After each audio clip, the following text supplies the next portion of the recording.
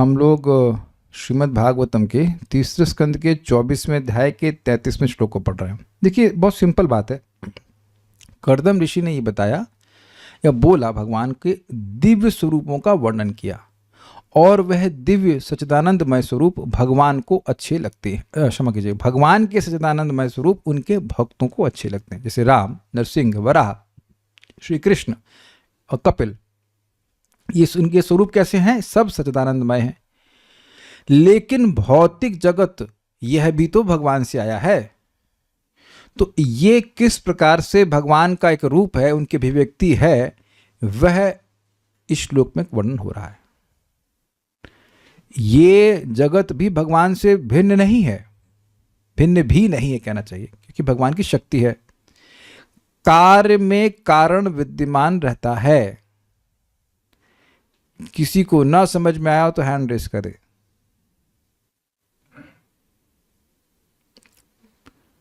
नहीं, वरुण को समझ में आ गए या अभी कुछ थोड़ा थोड़ा है? आपका माइक लीजिए, समझ में आ जाएगा। आपके धोती में कॉटन है कि नहीं है? माइक पे बताइए। ऑन तो कर लीजिए, ऑन वो वहां से ऑन कीजिए उसका। हाँ प्लीज ऑन। हाँ बोलिए। कॉटन है। और कुर्ते में? कुर्ते में। आपने मिठाइयाँ तो पसंद आती होंगी आपको जी। तो रसमलाई में दूध है जी। दही में है जी। पनीर में है जी। और कौन से और क्या बनाते हो? खोए में है जी। चीज। हाँ अब समझ आ गया। देखो ऐसे लग रहा है जैसे मैं कोई नई बात कह रहा हूँ, जबकि कल परसों समझाया था। क्या कारण रहे बिना कार्य हो सकता है? Cause is always there in the effect और नॉट? अच्छा चलिए माइक लीजिए। ये बताएं कि रसमलाई में वोडका कितनी होती है? उसको मतलब पता है वोडका? अच्छा तो आप समझ गए कि रसमलाई में वोडका, तो शराब रसमलाई में क्यों होगी? Got it?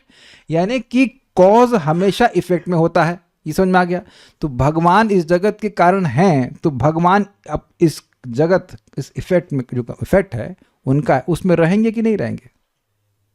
लेकिन इंटरेस्टिंग बात है कि यद्यपि भगवान कण कण में व्याप्त हैं, वो इससे अलग हैं, वो उससे अलग हैं।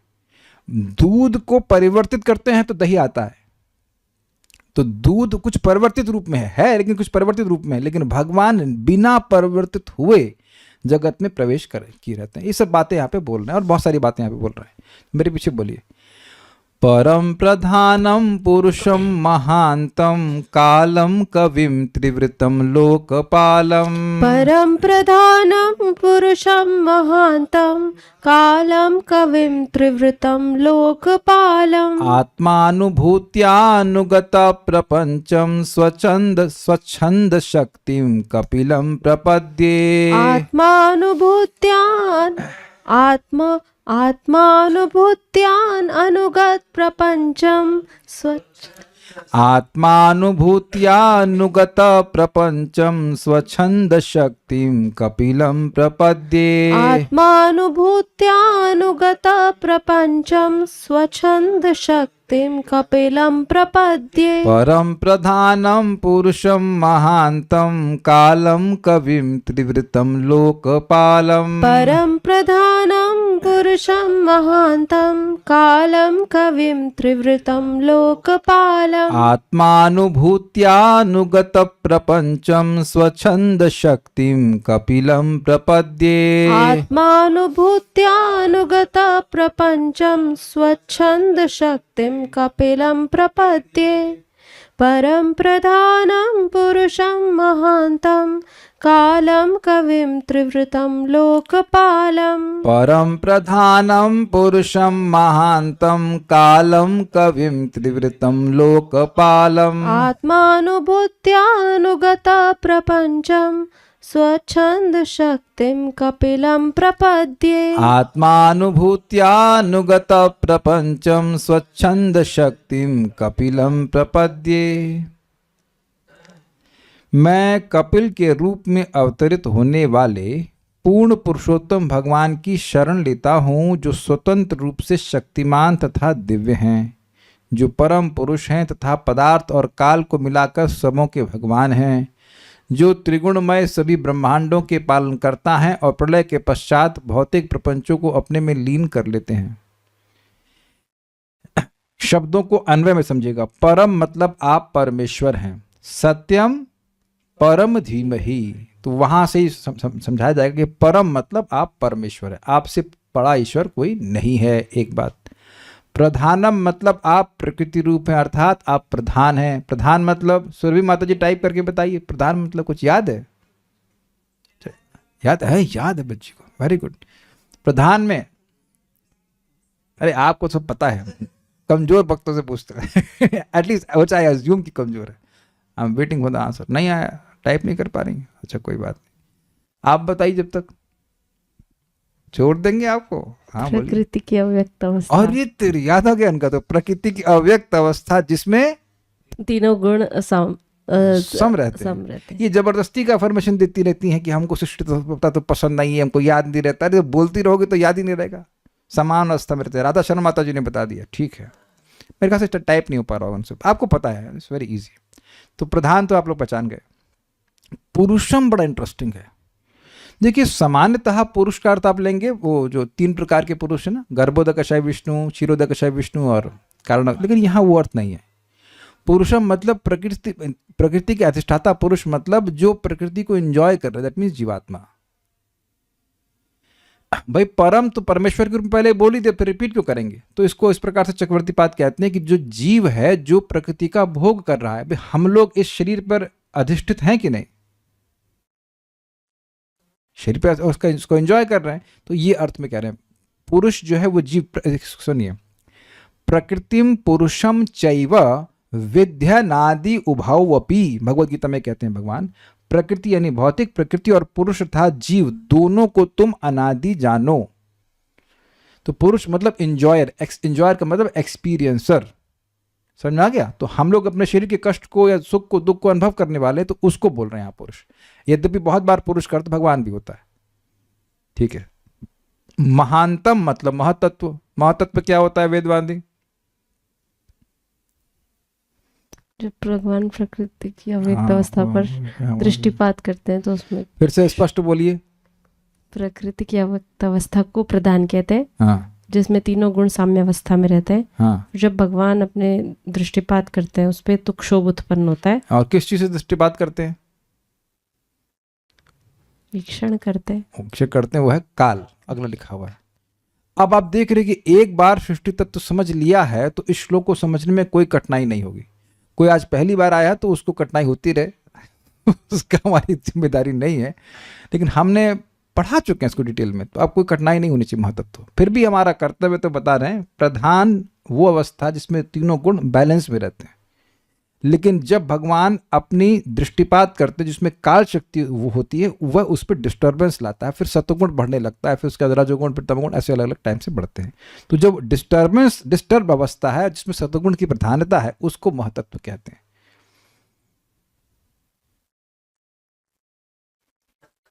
ठीक है। कालम मतलब प्रकृत्यादि शोभक, तो संस्कृत जैसा लग रहा होगा लेकिन सिंपल है। प्रकृति आदि का जो शोभक है यानी शुद्ध करता है, उसको काल कहते हैं। कल्याण प्रभु तो सॉरी कालिया कृष्ण प्रभु तो ऐसा मुंह बनाने लग रहा है कि एकदम कॉन्ट्रडिक्टरी बात बोल दी है। किसको नहीं समझ में आ रहा है? शुद्ध करना, शोभ करना है तो समझ आ रहा है। शोभयंती कितनी बार गोपी गीत पढ़ने के बाद भी आपको सृष्टि तत्व समझ में नहीं आ रहा है। अच्छा, अब देखिए कवि का अर्थ बड़ा अच्छा है। कवि मतलब सर्वज्ञ, अर्थात प्रधान आदि के आविर्भाव और लय इत्यादि के आप साक्षी हैं। ये अर्थ बड़ा मजेदार है। प्रधान का प्राकट्य कब होता है और उसका लय कब हो जाता है, वह आप जानते हो, उसके विटनेस आप हो, और इसके बीच में जो कुछ भी होता है वह भी उसके साक्षी आप हैं। मतलब जब ब्रह्मा जी की उत्पत्ति होती है, उससे और पहले एक्चुअली शुभ हो जाता है, तो महतत्व की सृष्टि जब हुई और उसके बाद महतत्व जब लीन हो गया, उस पॉइंट से जो द्विपरार्ध का समय है, उस समय में जो कुछ भी हो रहा है भगवान उसके साक्षी हैं। आप जानते हैं कि ब्रह्मा जी के दिन के समय में भी कुछ आंशिक प्रलय होती है, उस समय भी भगवान एक्टिव रहते हैं। This is very interesting. तो कवि की व्याख्या समझ पा रहे हैं? कवि मतलब सर्वज्ञ, सर्वज्ञ की व्याख्या इस प्रकार से हो रही है कि महतत्व की सृष्टि हुई, क्योंकि प्रधान एक्चुअली लीन नहीं होता है, प्रधान तो हमेशा रहता है। महतत्व की सृष्टि हुई और महतत्व की विनाश हुआ, उसके बीच में जो भी घटना होती उस सबके साक्षी आप हैं। Got it? जो कुछ भी हो रहा है उसको भगवान सब जानने वाले हैं। त्रिवृतम, आवृत का क्या अर्थ होता है? ढक देना। तो त्रिवृतम जो 3 प्रकार से ढकता है, अर्थात सात्विक, राजसिक एवं तामसिक तीनों प्रकार के अहंकार भी आप हैं। ये सब इफेक्ट्स हैं। मूल तो महातत्व है, उसके बाद सारी सृष्टि होती रहती है। आप पढ़ चुके हो सृष्टि तत्व में, पहले सात्विक अहंकार से देवता आते हैं और मन आता है, यस, मन और देवता आदि आते हैं, इंद्रियों के नियामक देवता और मन आते हैं। राजसिक अहंकार से बुद्धि आती है और इंद्रियां आती हैं, और तामसिक अहंकार से पंच महाभूत और तन्मात्राएं आती हैं। वेदवादी कह रहे हैं, हाँ सब कुछ जान रहे, सब कुछ हमें याद है, everything is in our grip, हमारे फिंगर टिप्स पे है। तो ये त्रिवृतम, हाँ मैं सही बोल रहा हूँ, अनुमोदन कर रही है। तो त्रिवृतम मतलब 3 प्रकार का अहंकार जीव को ढका रहता है, तो इसलिए त्रिवृतम कह रहे हैं। त्रिवृतम मतलब 3 गुणों का अहंकार, 3 गुण वाला अहंकार।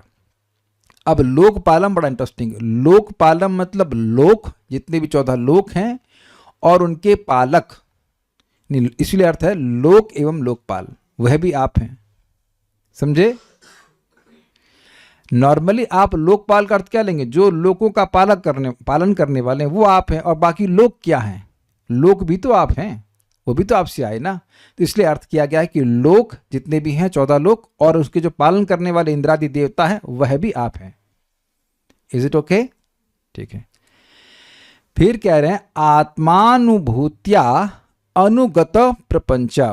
आत्मा मतलब आत्मनः मतलब अपना, अनुभूतिया मतलब चित्त शक्ति अर्थात स्पिरिचुअल शक्ति, उसके द्वारा अनुगत प्रपंच, जो प्रपंच है वो जगत है, उसको अपने में लीन कर लेते हैं। अपनी स्पिरिचुअल एनर्जी के द्वारा भगवान जगत की सृष्टि तो कर दिए, उसके बाद उसको लीन कर लेते, एक अर्थ है। दूसरा अर्थ है अनुगत मतलब प्रवेश करना। देखिए अनुगत का अर्थ प्रवेश करना ही है, इसको 2 तरह से समझिए। भगवान प्रलय के समय सारे ब्रह्मांड को अपने अंदर प्रवेश करा लेते हैं, ये तो स्वीकार्य है। और जब सृष्टि हो रही होती है तो सारे ब्रह्मांड के कण कण में प्रवेश करते हैं, ये स्वीकार्य है।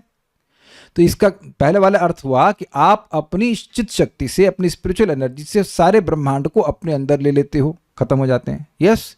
और दूसरा अर्थ है आप अपनी ही शक्ति से सारे ब्रह्मांड में प्रवेश करते हो, लेकिन फिर भी पृथक रहते हो, निर्लिप्त रहते हैं। तो दोनों अर्थ इस प्रकार से आ गया। अनुगत का मतलब होता है प्रवेश करना, तो भगवान में ब्रह्मांड प्रवेश किया या ब्रह्मांड में भगवान प्रवेश किया, दोनों अर्थ पे जाएगा ये। Is it sinking? Is it? Shaili Shukla माता जी समझ में आया कि नहीं आया? Okay, got it, thank you. अपनी चित्त शक्ति के द्वारा समस्त जगत को अपने में लीन कर लेते हैं, ये एक अर्थ है। और पूरे जगत में प्रवेश करते हैं, फिर भी वह अलग रहते हैं। कैसे रह लेते थे? कह रहे हैं स्वच्छंद शक्ति, आपके ही अधीन सारी शक्तियां। स्वच्छंद मतलब आप स्वतंत्र हो और आपके स्वराट हैं, और आपके अंतर्गत सारी शक्तियां हैं। माया शक्ति, चित्त शक्ति, सब कुछ वो आपके अंतर्गत है। ऐसे कपिलम प्रपद्य, आप कपिल भगवान की मैं शरण लेता हूं। ठीक है, ओके। श्रीधरी, भगवान के ऐश्वर्य आदि का विस्तार करते हुए महर्षि ने कहा, आप ही परम अर्थात परमेश्वर हैं। क्यों हैं? क्योंकि स्वच्छंद शक्ति अर्थात आपके ही अधीन सारी शक्तियां हैं। मतलब आप किसी के अधीन क्यों नहीं हो? क्योंकि आप स्वतंत्र हैं। Got it? परम मतलब सर्व, सबके परे, जिनके ऊपर कोई नहीं हो। तो क्यों हैं आप? क्योंकि स्वच्छंद शक्ति, आपकी सारी शक्तियां आपके अधीन रहती हैं। उन शक्तियों को बतलाते हुए, मतलब ये जब ये कह दिया कि आपके अंदर सारी शक्तियां रहती हैं, अंदर मतलब अधीन, तो प्रश्न के कौन कौन सी शक्तियां, तो उन शक्तियों का वर्णन करना है। उन शक्तियों को बतलाते हुए कहते हैं प्रधान अर्थात प्रकृति स्वरूप। ये बात समझ में आई? स्वीकार्य है? प्रधान भगवान की शक्ति है कि नहीं है? नहीं है तो बताइए फिर किसकी है? हम कोर्ट केस करेंगे, भगवान की नहीं तो किसकी है? हम लोग को तो पता ही नहीं कि प्रधान होता क्या है, तो हमारी तो हो नहीं सकती शक्ति। तो प्रधान आप सब समझते हो भगवान की शक्ति, गिन लीजिएगा। पुरुषम अर्थात प्रकृति की अधिष्ठाता पुरुष जीव, जीव भगवान की शक्ति है। Very good, easy. महानतम अर्थात महतत्व, ये भी भगवान की शक्ति है। कालम अर्थात इन सबों में क्षोभ उत्पन्न करने वाला काल, ये भी भगवान की शक्ति है। त्रिवृत अर्थात सात्विक, राजस एवं तामस तीनों प्रकार का अहंकार। लोकपालम अर्थात लोक एवं लोकपाल, इन सबों के रूप में आप ही प्रकट है। क्यों आप ही प्रकट हैं? क्योंकि आप सब आपकी शक्ति है। मैंने समझा दिया था शुरुआत में ही कि कारण हमेशा कार्य में विद्यमान रहता है। यद्यपि भगवान इन सब में प्रवेश किए, सब कुछ भगवान की शक्ति है, लेकिन भगवान इससे अलग है। ओके, इस तरह से माया के द्वारा प्रधान आदि रूपता को बतलाकर चित शक्ति के द्वारा श्री भगवान की निष्प्रपंचता को बतलाते हुए उन्होंने कहा, ये बात थोड़ा समझा रहा हूं, ये बताया कि इस जगत में जो कुछ भी दिख रहा है वो भगवान ही है, क्योंकि वो भगवान की शक्ति है। तो कहीं व्यक्ति ये ना सोचने लग जाए कि अच्छा भगवान भी भौतिक हैं क्या। जैसे समझिए आप, ओके, अभी दिवाली गई है तो आप देखेंगे मिट्टी के विभिन्न प्रकार के रूप प्रस्तुत होते हैं। वो चकला बेलन होता है और घोड़ा होता है, हाथी होता है, अलग अलग चीज़ें होती हैं। तो वो उनमें मिट्टी प्रवेश कर रही है ना, तो मिट्टी अलग तो नहीं हो गई उससे, इज इट नॉट। लेकिन भगवान से सारी वस्तुएं आई हैं, लेकिन भगवान का स्वरूप उन वस्तुओं से अलग है। लेकिन वो वस्तुएं भगवान का ही रूप हैं, जैसे मिट्टी का ही रूप सारे वो खिलौने हैं, क्योंकि मिट्टी उसमें प्रवेश की हुई है। लेकिन भगवान का ही एक रूप है ये सारी वस्तुएं, लेकिन भगवान इनसे अलग है। भाई एक बात आपको समझाई गई थी कि गाय गोबर है, लेकिन गोबर गाय नहीं है। अब बताइए, इस पे प्रकाश डालेंगे, गोबर पे प्रकाश डालेंगे वेदवाद नहीं, गाय गोबर कैसे है। हाँ, गाय गोबर कैसे है, स्वीकार है कि गाय गोबर है। प्रभु जी, गोबर गाय से आता है। वेरी गुड, सही उत्तर। अचिंत्य भेदाभेद। हाँ, वेरी गुड। आज आप जितने भी तुक्के मारे सब सही जा रहा है। तो गाय से गोबर आता है ना भाई, तो जिससे जो वस्तु आएगी उससे अभिन्न है। आप मान लीजिए गाय का गोबर पड़ा हो, तो आप ये नहीं कहेंगे कहां से इंसान गोबर कर दिया, आप ऐसा नहीं बोलेंगे। देखते ही आप बोलेंगे गोबर से है, गाय से। अच्छा, गोबर गाय नहीं है, नहीं सॉरी, क्या बोला, गाय गोबर ठीक है, उसके बाद गोबर गाय है, यस और नो। नो।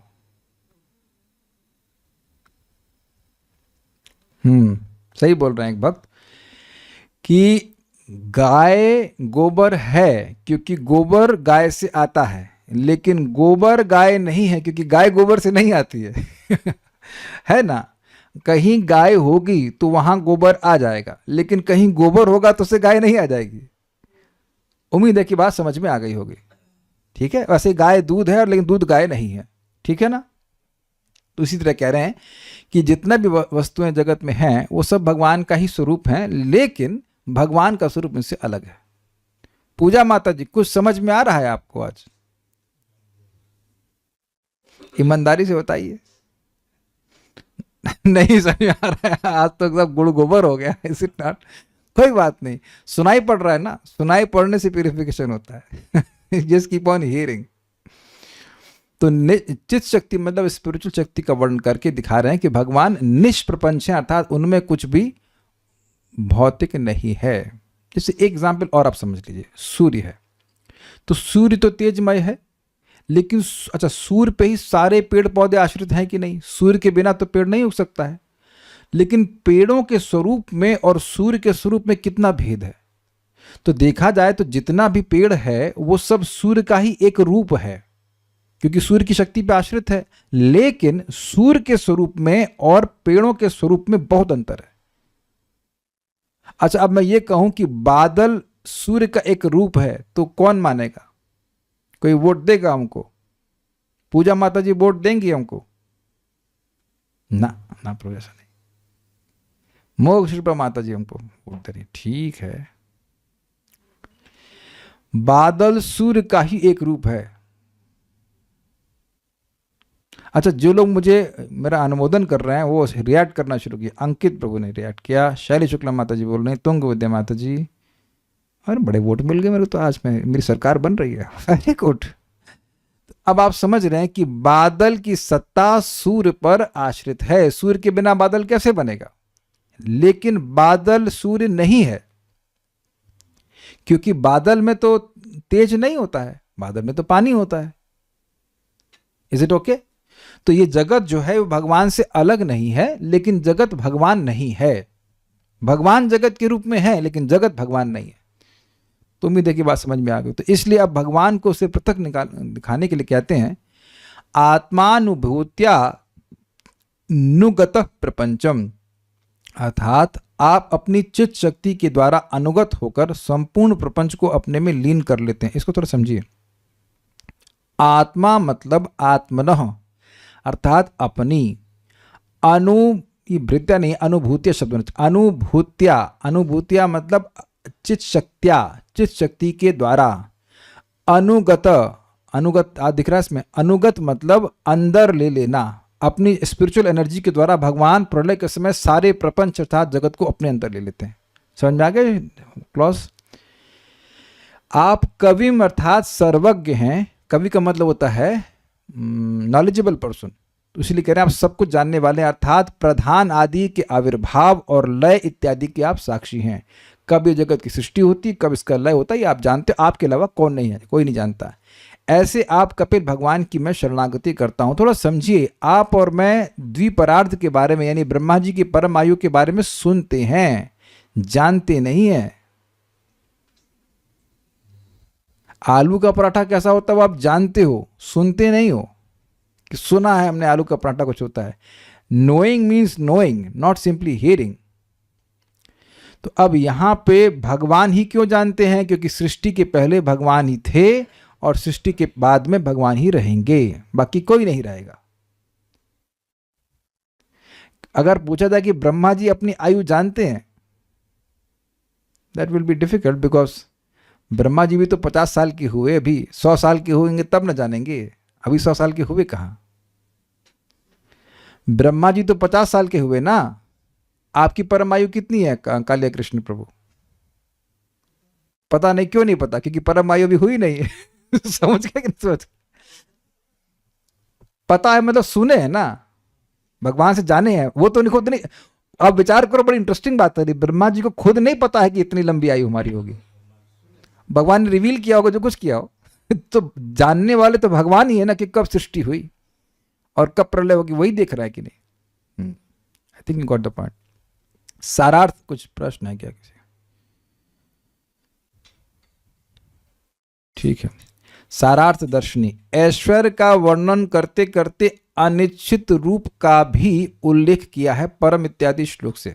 मतलब भौतिक रूप के में भगवान के भक्तों को इंटरेस्ट नहीं होता है, लेकिन अब जब ऐश्वर्य का वर्णन कर रहे हैं तो भगवान के भौतिक रूप का भी वर्णन कर दिया। परम अर्थात प्रपंचातीत। अब आप एक प्रश्न करोगे, जब ये बोल रहे हैं कि प्रपंच से परे, तो ये तो कुछ स्पिरिचुअल की धारणा हो रही है ना। लेकिन आप देखिए कि परम की व्याख्या कैसे हो रही है, भौतिक एनर्जी के संबंध में हो रही है। अग्रीड? परम अर्थात प्रपंचातीत। प्रपंच मतलब भौतिक जगत के परे, तो संबंध तो भौतिक जगत से ही जोड़ रहा है ना, आध्यात्मिक जगत का संबंध जोड़ रहा है। आप बताइए। हाँ, तो भौतिक जगत से संबंधित ही तो गुण का वर्णन कर रहे हैं भगवान का। अगर मैं कहूं वैकुंठपति,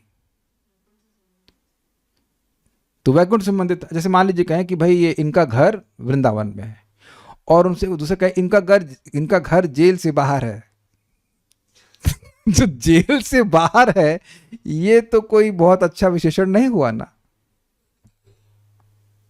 तो भौतिक जगत जेल है, तो जेल से जो परे हैं वो परम। विचार कीजिए, तो कुछ संबंध इधर से जोड़ रहा है कि नहीं, मटेरियल वर्ल्ड से जोड़ रहा है कि नहीं जोड़ रहा है? परे हैं, लेकिन भगवान का स्पिरिचुअल वर्ल्ड से कनेक्शन जोड़कर नहीं शब्द बोला जा रहा। आप देखो क्या लिखा है, परम अर्थात प्रपंचातीत। इस शब्द का, इस परम की व्याख्या जो यहां पे हो रही है, उसका लिंक भौतिक जगत से हो रहा है। तो जो भगवान के वह रूप जो भौतिक जगत से संबंधित है, उसका भगवान को, उसमें भक्तों को बहुत रुचि नहीं होती है। इस भौतिक जगत से रूप रिलेटेड होते हैं ना, विराट रूप है कि नहीं, ये काल है कि नहीं। अब काल के बारे में किसको, वैकुंठ में गोपियां काल के बारे में कुछ बात कर रही हैं क्या, या वैकुंठ में कुछ बात हो रही हो? तो जो भगवान का संबंध मटेरियल एनर्जी से भी है, उस संबंध को भी वर्णन कर रहे हैं। वो भी ऐश्वर्य है भगवान का, बट वो भगवान के भक्तों को बहुत रुचिकर नहीं लगता है। प्रकृति और पुरुष से भिन्न स्वरूप परमेश्वर आप हैं, और आपसे भिन्न प्रतीत होने वाले प्रधान आदि बाह्य रूप भी आप ही हैं। उसी कपिल रूप वाले आपकी मैं पूर्ण रूप से शरण ग्रहण करता हूँ। मतलब जो भौतिक शक्ति का प्राकट्य है वो आपसे अलग लगता है, लेकिन वो आप ही हैं। आप ही हैं का मतलब वो भी आप हैं, मतलब आपसे भिन्न नहीं है, वो आपका इफेक्ट है। आप ही प्रधान अर्थात प्रकृति स्वरूप में स्पष्ट है। आप ही पुरुष अर्थात उसके अधिष्ठाता जीव हैं और महतत्व रूप है महानतम। काल अर्थात प्रकृति आदि शोभक भी आप हैं। प्रकृति आदि के शोभक भी आप हैं। कवि शब्द से जो, ये इंटरेस्टिंग हमको समझ नहीं आया, कवि शब्द से जो सूक्ष्म सूत्र तत्व है वह भी आप हैं। महतत्व की सृष्टि होती है, उसके बाद सूत्र तत्व की सृष्टि होती है, फिर अहम तत्व की सृष्टि होती है। और सूत्र तत्व प्राण कहा गया था, उससे प्राण आदि आए थे। बट ये बिल्कुल नहीं समझ में आ रहा है कि कवि शब्द से सूक्ष्म सूत्र तत्व कैसे हुआ, ये हमको नहीं समझ में आया, इसलिए छोड़ दे रहे हैं। वो वाला तो समझ में आया था जो कि श्रीधर स्वामी ने बोला था। आप ही त्रिवृत अर्थात सत्व रजस तमस 3 प्रकार के अहंकार स्वरूप हैं। आप ही लोकपाल अर्थात इन अहंकारों के पालक इंद्रादि रूप में हैं। प्रपंच में अंतर्यामी होने के कारण प्रपंच रूपत्व कहा गया है। इसको समझाऊंगा। आत्मानुभूतिया अर्थात आप अपनी चित्त शक्ति द्वारा प्रपंच से बाहर स्थित रहकर भी अनुगत प्रपंचम अर्थात जिसके द्वारा प्रपंच प्रविष्ट है वह आप हैं। ये बात समझ में आई। आत्मा अनुभूतिया अपनी चित्त शक्ति के द्वारा आप इस भौतिक जगत से अलग रहते हो, लेकिन अनुगत प्रपंचम आप कण कण में इस जगत के हर वस्तु में प्रवेश किए रहते हो। देखिए, इस बात को आकाश से समझ लीजिए। भगवान स्वयं बोलते हैं यथा आकाशो स्थितो नित्यम वायु सर्वत्र को महान तथा सर्वाणि भूतानि मत्स्थानि उपधार्य। जैसे आकाश में महान वायु रहती है, जितना भी वायु का इधर से उधर जा रही, लेकिन आकाश से बाहर नहीं जा सकती, ऐसे सारी वस्तुएं मुझ में हैं। उसी प्रकार से आप देखो कि आकाश हर वस्तु में है। आप वाटर प्रूफ बना सकते हो और एयर प्रूफ भी कुछ स्थान को बना सकते हैं वैक्यूम बना करके, लेकिन आकाश प्रूफ नहीं बना सकते। लेकिन आकाश पूर्णतः निर्लिप्त रहता है कि नहीं? ऐसा तो नहीं कह सकते कि आकाश को गंदा कर देंगे। पूजा माता जी, आकाश का रंग क्या होता है? नए बच्चों को परेशान करना चाहिए। बताइए बताइए, जल्दी से टाइप कीजिए। आकाश का रंग क्या होता है? Let's see if you know it. तो आकाश पूर्णतः निर्लिप्त रहता है। क्या टाइप नहीं हो रहा? कोई बात नहीं। नीला बोल रही हैं? नीला? हाँ, नीला है ना? नीला नहीं होता है।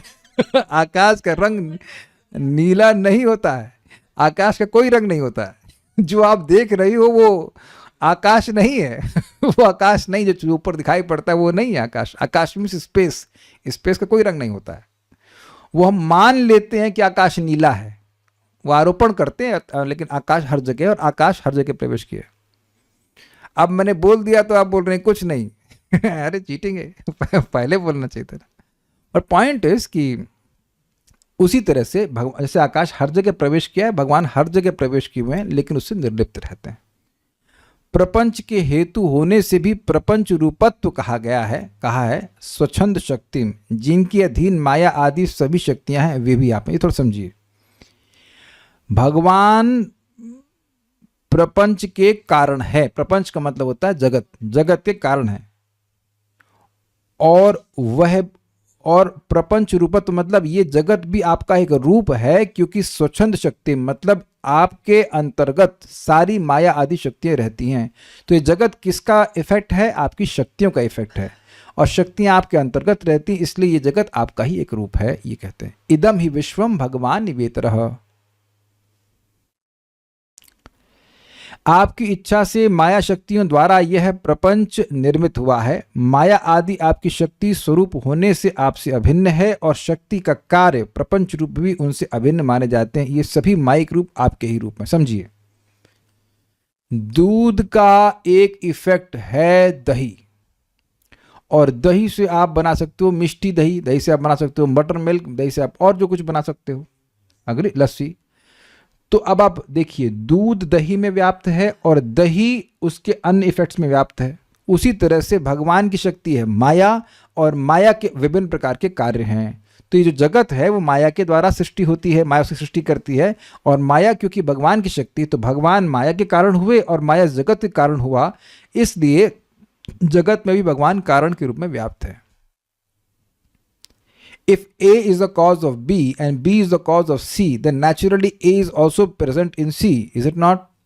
पूजा माता जी, आप शायद सृष्टि तत्व तो नहीं समझ पा रही हैं, मतलब नहीं समझ पाएंगे, मतलब नहीं सुनी होंगी, अब समझ में आ रहा है। जैसे दादी का डीएनए पोती में है कि नहीं है? दादी नहीं होती तो माँ भी नहीं, सॉरी पिता नहीं होता, और पिता नहीं होता तो फिर बच्चा भी नहीं होता। अब तो क्लियर है ना, वो होता है ना लीनिएज जिसे कहते हैं, डीएनए। तो दादी का यानी एक माँ का इफेक्ट है, उसका बेटा, उस बेटे का इफेक्ट है उसके बेटा, बेटा बेटी जो भी है। एग्जाम्पल कहाँ से लेके आए? कबाड़ी बाजार से। कहाँ से लेके आए, क्या मतलब? समझाना होता है कि समझ में कैसे आए। देखिए चक्कर क्या, बात बहुत सिंपल है, वो लैंग्वेज थोड़ी शास्त्रीय है, इसलिए लोगों को लगता है बड़ा कठिन है, बड़ा कठिन है। जैसे आपने मन में ये बंद कर लिया ना कि मुश्किल हमको नहीं समझ में आ रहा है, तो नहीं समझ में आएगा, नहीं तो बहुत ईजी है। इस थिंग्स आर वेरी सिंपल, ये सब होते हुए आप देख रहे हैं। ओके, आगे बढ़ते हैं। परंतु वे अनिश्चित रूप है, ये अर्थ है। देखिए इसको थोड़ा समझिए। आप जप करते जाइए, आप भगवान की कथा सुनते जाइए, तो धीरे धीरे अपने आप अनुभव होने लगता है कि मटेरियल चीजों को केवल यूज करने के लिए है बस वो, दे डोंट ब्रिंग एनी हैप्पीनेस। कितने लोगों को ये रियलाइजेशन हो रहा है? ये बात किसी को भी नहीं हो रहा। चलो मैं तो हाथ खड़ा कर देता हूं। They don't bring happiness. हमारे कल्याण कृष्ण प्रभु कह रहे हैं comfort, comfort is equals to happiness. अगर comfort is equals to happiness, तो अमेजिंग बात है कि ये प्रभा समझाते हैं कि एक ही अवस्था है। जैसे आप ही हैं काले कृष्ण प्रभु, आप पूछ रहा हूं, आप पंखे में खुश हैं कि नहीं? और मैं खुश रह सकता हूं ना? हमको एसी चाहिए, हमारी बॉडी में हीट रहती है। So some people are happy in same situation, other people are not happy. अब जैसे हमको, हमारे पास कार नहीं है, हम तो बड़े खुश रहते हैं। जितनी बार हम जाते हैं वृंदावन और देखते हैं कार वाले बेचारे पौ पौ पौ करते रहते हैं, वो अपनी स्कूटी लेके साइड साइड चढ़ आगे बढ़ जाते हैं, हम बड़ी खुशी होते हैं, वाह वाह ये कार इज बेकार यार। अच्छा बारिश होगी तो क्या उस दिन बाहर नहीं निकलेंगे, हमें कौन सी रेस पकड़नी है? नॉट। हाँ छाता लेंगे तो नहीं जाएंगे बाहर, कौन सा अपने को इतना ऐसा कौन सा बाहर निकल काम करना है? Is it not? तो अब आप देखिए कुछ लोगों को कार की जरूरत नहीं है, लेकिन कार नहीं होती है तो उनका मन असंतुष्ट रहता है, और अगर कार आ गई तो उसके बाद असंतुष्ट रहता है कि बगल वाले के पास ज्यादा अच्छी है। ये सब हम ऐसे कोई कॉम्प्लिकेटेड बात नहीं बोल रहे हैं ऐसे लोग। तो आप ये देखेंगे कि भौतिक वस्तुएं जीव को स्पर्श नहीं कर सकती। जब कोई चीज स्पर्श ही नहीं करेगी तो सुख क्या देगी? आप करके देख लीजिएगा। एक भक्त बता रहे थे आईफोन आईफोन आईफोन, पगला गए थे उसके लिए। मैंने कहा अब याद आता? कहते नहीं, इसे पड़ा रहता है जेब में, ध्यान भी नहीं देते। ये बहुत बड़ा इल्यूजन है माया का कि तुम और अच्छे को अपने को सुविधाजनक स्थिति में रख लोगे तो तुम संतुष्ट हो जाओगे। बस थोड़ा सा और प्रयास करो, बस थोड़ा सा और मरो और तुम बिल्कुल सुखी हो जाओगे। It has never happened with anyone, it will never happen with anyone. अगर ऐसा ही होता तो बताइए कि ये क्या नाम है इनका, परीक्षित महाराज पूरा राज्य छोड़ करके भगवान की बात सुनने के लिए क्यों उपस्थित होते? Think about this. अगर ऐसा ही होता तो चित्रकेतु महाराज के बारे में आप जानते हैं, बस लड़का ही तो नहीं हुआ था, बाकी सारे कंफर्ट थे कि नहीं? कौन सा कंफर्ट नहीं था काले कृष्ण प्रभु चित्रकेतु महाराज के पास? Comfort is not happiness. अच्छा चलिए यहां पे एक आ रहा है, हम क्विज लेते हैं। भगवत गीता के आधार पर कौन व्यक्ति सुखी हो सकता है? ये ठीक है आपने बोला कि अशांतस्य कुतः सुखम। एक भक्त बोल रहे हैं भक्त हमको ये नहीं चाहिए, हमको ये उत्तर नहीं चाहिए, तो उत्तर एकदम सीधा वाला आ गया, एवरीवन, सभी लोग सुखी हैं। अच्छा तो फिर काय क्लास में आए? जो भगवान को सुखी करे। उत्तर गलत नहीं है, लेकिन जो मेरे मन में उत्तर आ रहा है कोई वो आ सकता है जिसमें उस श्लोक में ही लिखा है सुखी। शक्नोत्य इहैव यः सोढुम् प्राक शरीर विमोक्षणात् काम क्रोधोद्भवम वेगम सयुक्त स सुखी नरः। बड़ा सुंदर श्लोक है, हम बोल दे रहे थे, बड़ा अच्छा श्लोक आ रहा है। शक्नोति इह एव यह सोडुम, जो व्यक्ति इसी जगत में, इसी जीवन में सहन करने में समर्थ होता है। शक्नोति मतलब समर्थ होता है। शक्नोति इह एव यह सोडुम, मतलब सोडुम मतलब यह, मतलब जो, और सोडुम मतलब होता है सहन कर सकता है। शक्नोति इह एव यह सोडुम प्राक शरीर विमोक्षणात्, शरीर छोड़ने से पहले सहन करने में समर्थ है। क्या? काम क्रोधोद्भवम वेगम, काम और क्रोध से उत्पन्न होने वाले वेग को। काम मतलब ये चाहिए, वो चाहिए, ये चाहिए, वो चाहिए, इस सारे वेग को जो सहन कर ले, संतुष्ट रहे। और क्रोध का वेग, ये नहीं मिला तो ये क्यों नहीं मिला, वो क्यों नहीं मिला, तो वह व्यक्ति युक्त है, भगवान से जुड़ा हुआ है, वही व्यक्ति सुखी है। सयुक्त स सुखी नरः, और वह सुखी मनुष्य है एक अर्थ, या फिर वही सुखी और वही मनुष्य है, अन्यथा वह मनुष्य ही नहीं है जो इन वेगों को सहन ना कर सके। कितना सुंदर श्लोक है, कई बार मैं इसको स्मरण करता हूँ। वेग आएंगे, लेकिन जो व्यक्ति सहन कर लेगा, भगवान की भक्ति में लगा रहेगा, वही व्यक्ति सुखी हो सकता है। सो कंफर्ट्स डोंट ब्रिंग हैप्पीनेस। ये होता है, ये अनुभव भी क्या होगा। कितने लोग यहाँ बोलेंगे कि आपके घर में एसी लगा है और फिर भी किसी दिन एसी के चलते चलते बाहर से ठंडक और अंदर की जो गर्मी थी, मन की अशांति थी, वो अनुभव करी थी? कोई है यहाँ पे ऐसा? और सब लोग यहाँ पे ब्रह्मज्ञानी हैं। There is anxiety and still AC चल रहा है, तो फिर कहाँ मन की शांति मिल रही है? काले कृष्ण को दिक्कत हो रही है। क्या दिक्कत हो रही बताइए? एक वक्त कह रहे एसी नहीं है, अरे हम उन्होंने से पूछ रहे हैं एसी है। हाँ बोलिए। हरे कृष्ण पूछ रहा हूँ, जब कंफर्ट मिलता है फिर जाके हैप्पीनेस के बारे में इंडेक्स आता है। कंफर्ट नहीं मिलता है तो फिर वो हैप्पीनेस वाला तो उससे ऊपर है स्तर। अच्छा, और षट गोस्वामी? बाहर की बात नहीं है। देखो, हैप्पीनेस तो एक्सपीरियंस जीवात्मा करेगा ना, तो बात तो हैप्पीनेस की हो रही है ना। कंफर्ट तो शरीर के स्तर पे है। तो मैं इस सारी व्याख्या इसलिए कर रहा हूं कि मटेरियल चीजों में भक्तों का इंटरेस्ट क्यों नहीं होता है, because they don't bring you happiness. That's a point. Comforts never bring satisfaction. कभी आप देख लेना, कंफर्ट्स ब्रिंग, हाँ, और कंफर्ट और कंफर्ट। हम एक बार जब बाली गए थे तो उस रूम में पहले कुछ वो था, वो क्या कहते हैं उसको, लग्जरी सूट कहता कुछ था, इतना मोटा गद्दा, मैं चकित हो गया, मेरे तो पीठ में दर्द हो गया। हमने कभी को योगा मैट दो, मैं सोऊंगा उस पर। नहीं हमें नहीं देनी आती, पर कभी 1.5 फुट यार, 1.5 फुट इतना मोटा गद्दा, हमारे समझ में नहीं, इसमें ऐसा क्या करने की जरूरत है। हमको नींद ही नहीं आई पहले दिन। तो उन्हें कुछ दो पतला कोई योगा मैट दो, उस पर हाँ वो थोड़ा सा, क्योंकि हमेशा से हम टफ उस पर सोए थे, हमको उसी में अच्छी नींद आ जाती है।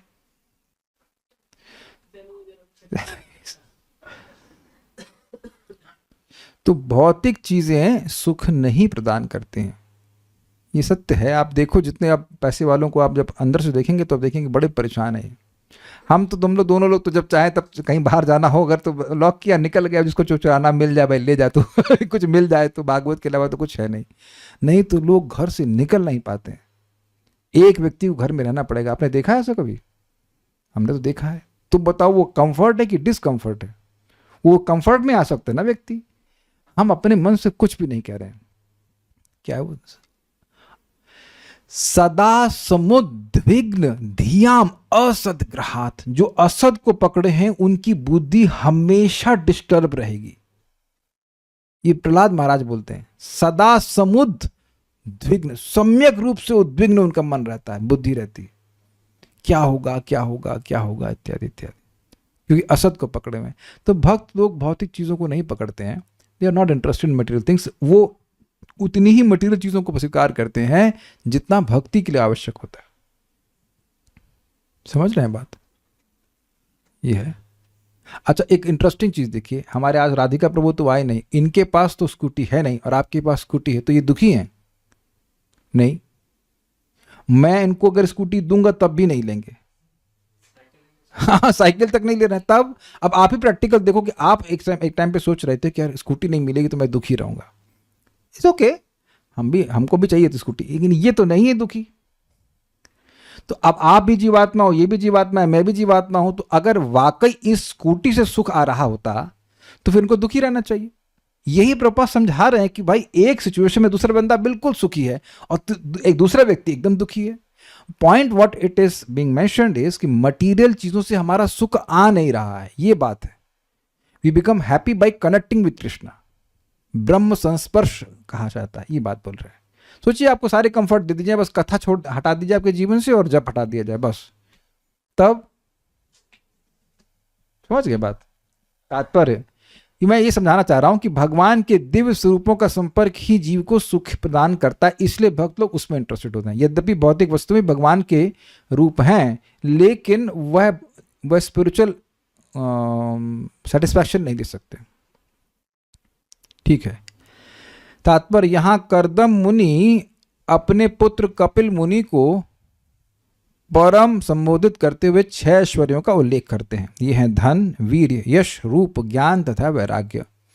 परम शब्द श्रीमद् भागवत के प्रारंभ में परम सत्यम पद में श्री भगवान के लिए आया है। परम की व्याख्या उसके बाद आने वाले शब्द प्रधानम से भी होती है, जिसका अर्थ है प्रमुख, मूल, प्रत्येक वस्तु का स्रोत, सर्व कारण कारणम, सभी कारणों का कारण। ये समझ में आई बात? प्रधान से ही सारी वस्तुएं जगत में आई हैं, इसलिए उस दृष्टि से वह सर्व कारण कारणम कहा जा रहा है, लेकिन उससे भी परे भगवान है, ये कहा गया। ठीक है। श्री भगवान अरूप नहीं, वे पुरुष या भोक्ता हैं, वे काल तत्व हैं और सर्वज्ञाता हैं, वे भूत, वर्तमान तथा भविष्य सब कुछ जानने वाले हैं। जैसा कि भगवत गीता में पुष्टि की गई है, भगवान कहते हैं, मैं ब्रह्मांड के कोने कोने की प्रत्येक वस्तु, वर्तमान, भूत तथा भविष्य को जानता हूं। ये कविम शब्द की व्याख्या है। यह भौतिक जगत जो 3 गुणों के चक्र से गतिशील है, वह भी उन्हीं की शक्ति का ही प्रदर्शन है। ये त्रिवृत्त शब्द की व्याख्या है। परस्त शक्ति विविधैव श्रूयते, जो कुछ भी हम देखते हैं वह उनकी शक्तियों का फल है। श्वेताश्वतर उपनिषद 68।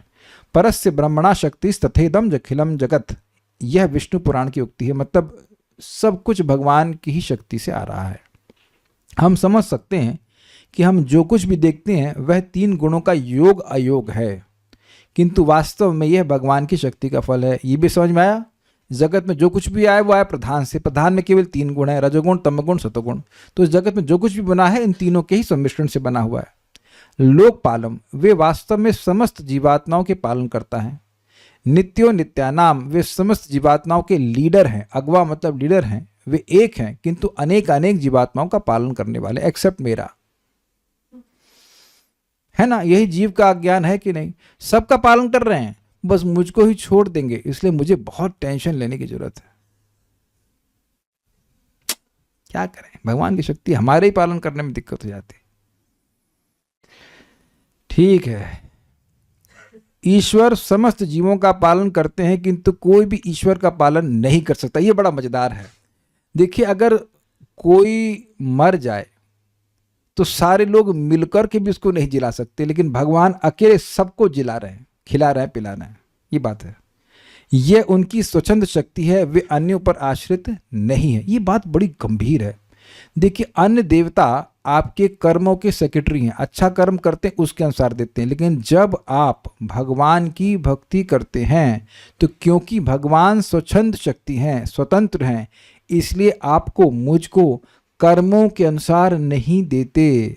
This is the prerogative of Krishna और विष्णु ओनली। सबको समझ में आ रहा है? वेदवादी समझा नहीं थी कि जैसे एस्ट्रोलॉजी में बोलते हैं कि भाई ये आपके कर्म में कुछ बन रहा है तो कुछ उसका कमोबेशी हो सकता है, आप कुछ अनुष्ठान करेंगे, लेकिन ऐसा नहीं कि वो कर्म खत्म हो जाए। लेकिन कर्माणि निर्दहति किंतु च भक्ति भाजाम, जो भगवान की भक्ति करता है भगवान उसके कर्मों को ही नष्ट कर देते हैं, खत्म। ये बार बार सुनना चाहिए, कोई नॉर्मल चीज नहीं। आप भगवान को अगरबत्ती घुमा रहे हैं, कुछ भी कर रहे हैं, it's not an ordinary thing. Krishna destroys your Karma. ऐसे आप अगरबत्ती घुमा रहे हैं, भगवान अंदर से कह रहे खत्म करो उसे कर्म, finish your offering water to Krishna. जो भी कुछ भी भगवान की सेवा कर रहे हैं, नाम जप कर रहे हैं। अभी कल से देखो, अगर समय मिलेगा तो भक्ति सामने शुरू करूंगा तो आप आश्चर्यचकित होगे। छोटी छोटी सेवा भी भगवान की, फूल सूंघने की सेवा। सूंघने में तो कोई मेहनत भी नहीं, सूंघने में तो नियम भी नहीं है कि आपको नहा के सूंघना है, ये चरणामृत लेने की है। सो सच स्मॉल सर्विसेज, और प्रहार होता है जबरदस्त आपके कर्मों पे, चाहे पुण्य हो, चाहे पाप हो, चाहे कुछ भी हो। अरे केवल प्रसाद लेने से, क्या लिखा था, 10 बिलियन यज्ञ का फायदा मिलता है। सबके लीवर ठीक है ना, हाँ, प्रसाद पाते रहिए। जस्ट अब आपको कहेंगे इसमें प्रभु जी आप क्या बहुत बड़ी बात कर दी। बड़ी बात है क्योंकि अभी हमको एक भक्त बोले प्रभु जी हम भोग भगवान को अर्पण भी नहीं कर पा रहे हैं। तो जब भोजन बनाने में आधा घंटा लगता है तो क्या 5 मिनट भगवान को भोग लगाने में नहीं आपको मिल रहा है? इसका समझ गए ना, श्रवण की कहीं कमी है तभी तो ऐसा सोच रहे हो, तभी तो नहीं कर पा रहे। 10 बिलियन यज्ञ, अरे भाई 25,000 की नौकरी के लिए व्यक्ति 2 बजे से लेकर रात के 12 बजे तक 2 से 2 मतलब खट रहा है, और इतना बड़ा लाभ मिल जाएगा यज्ञों का, उसके लिए 5 मिनट आपके पास नहीं है। जब भी मुझे कोई कहता है ना कि इस चीज के लिए मेरे पास समय नहीं है, ये सब नौटंकी, उसको पता नहीं कि इसका लाभ कितना होने वाला है, इसलिए सुनना चाहिए। कृष्ण इज अमेजिंग, स्वच्छंद शक्ति, जो हमारे आपके लिए अच्छा होगा बस वही जीवन में लाके देंगे आपके, क्योंकि वे अन्यों पर आश्रित नहीं। This is brilliant, this is amazing. आप ऐसे व्यक्ति की शरण ले रहे हैं जो दूसरे की शरण में नहीं है। अब वरुण प्रभु, क्या आप अपने मन माने तरीके से जो अपने सबॉर्डिनेट है उनकी सैलरी बढ़ा देंगे, डबल कर देंगे? नहीं, क्योंकि आप ऊपर वाले के अंडर में हैं। ऊपर वाला मतलब आपके बॉस के। लेकिन भगवान के ऊपर कोई नहीं है, उनको प्रसन्न कर दिया आपने, और उनको प्रसन्न करना आसान भी है, उनको प्रसन्न कर दिया, then he can give you anything any time, वो जितनी मात्रा में देना चाहे उनको। He has no answerability to anyone. बहुत मजेदार बात है भाई। अगर वो सोच ले कि कल आपको वापस लाना है तो कल ले आएंगे, कोई कुछ नहीं कर सकता। अरे भैया इसका इतना कर्म बाकी रह गया था, कहते तुम भोगो व्हाटएवर तुम।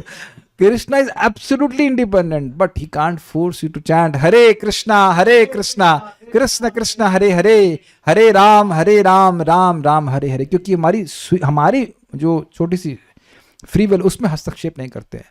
उसको सही तरह से उपयोग करना सीख जाइए तो आप बस मस्त हो जाएंगे। आप किसी की पत्री में लिखा है कि आप हरे कृष्ण मंत्र जपोगे ना, कोई किसी की में नहीं लिखा होगा। मे भी कुछ स्पिरिचुअल इंक्लिनेशन लिखी रह सकती है, लेकिन हरे कृष्ण मंत्र तो नहीं लिखा रहता है, नहीं लिखा रहता है। So what we are getting through devotees and through Krishna is something which is beyond our karma. हमको बहुत अच्छा लग रहा है, ये उनकी स्वच्छंद शक्ति है, क्योंकि वे अन्यों पर आश्रित नहीं है। कोई कितना ही अपने को स्वच्छंद क्यों ना कहे, फिर भी अपने से बड़े किसी न किसी के अधीन रहता है। और ये बहुत जबरदस्त बात है। What is Krishna consciousness, what is self realization, what is mukti. बहुत अमेजिंग प्रपात कहते हैं, मुक्ति मतलब स्वीकार करना कि मैं सबॉर्डिनेट हूं, मैं इंडिपेंडेंट नहीं हूं। कितना अमेजिंग है ना। Liberation should have a sense of freedom, but actual liberation means you accept that I am subordinate to Krishna. और उसको थोड़ा और खोलिए, if I don't surrender to Krishna, if I don't listen to Krishna, I have to listen to Maya, which again is under Krishna. कुछ समझ में आया? मैं फिर रिपीट करता हूँ हिंदी में। देखिए, आपको और मुझको, हम लोग सेवक ही हैं, हम स्वामी कभी भी नहीं है। तो कृष्ण की बात अगर सीधी तरह से नहीं मानेंगे तो माया की बात मानेंगे, और माया किसकी सेविका है? कृष्ण की ही सेविका। इसलिए बेहतर है कि कृष्ण की बात मानिए। बहुत अमेजिंग है ना। केवल इतना स्वीकार कर लें कि मैं कृष्ण से स्वतंत्र नहीं चल सकता, तो आप मुक्त हो गए। आज ही मैं अभी बस योगा करते समय सुन रहा था, वेरी एस्टॉनिश, कितना सिंपल है ना। किंतु भगवान परम पूर्ण है, न तो कोई उनसे बड़ा है न उनके समान। यही बात प्रभुपाद समझा रहे थे कि वो किसी के अधीन नहीं है। क्योंकि कपिल मुनि कर्दम मुनि के पुत्र के रूप में प्रकट हुए, किंतु कपिल श्री भगवान के अवतार थे, अतः कर्दम मुनि ने शरणागत होकर उन्हें सादर नमस्कार किया। मतलब यद्यपि बेटे हैं फिर भी उनकी शरण में जा रहे हैं। इस श्लोक का अन्य महत्वपूर्ण शब्द आत्मानुभूत्यानुगत प्रपंचम है। भगवान कपिल, राम, नृसिंह, वराह रूपों में से किसी एक में अवतरित होते हैं, और इस संसार में वे जो भी रूप धारण करते हैं वह उनकी आत्मीय अंतरंगा शक्ति का प्राकट्य है, मतलब स्पिरिचुअल एनर्जी का। ये भौतिक शक्ति के कोई रूप नहीं होते। इस संसार में प्रकट होने वाली सामान्य जीवात्माएं भौतिक शक्ति द्वारा उत्पन्न शरीर हैं, मतलब उनके शरीर उनके होते हैं। किंतु जब कृष्ण या उनका कोई एक विस्तार या भिन्न अंश उस संसार में अवतार लेता है, इस संसार में अवतार लेता है, तो ऐसा प्रतीत होता है कि वह भौतिक शरीर से युक्त है, किंतु उसका यह शरीर भौतिक नहीं होता। वे सदैव दिव्य शरीर धारण करने वाले हैं।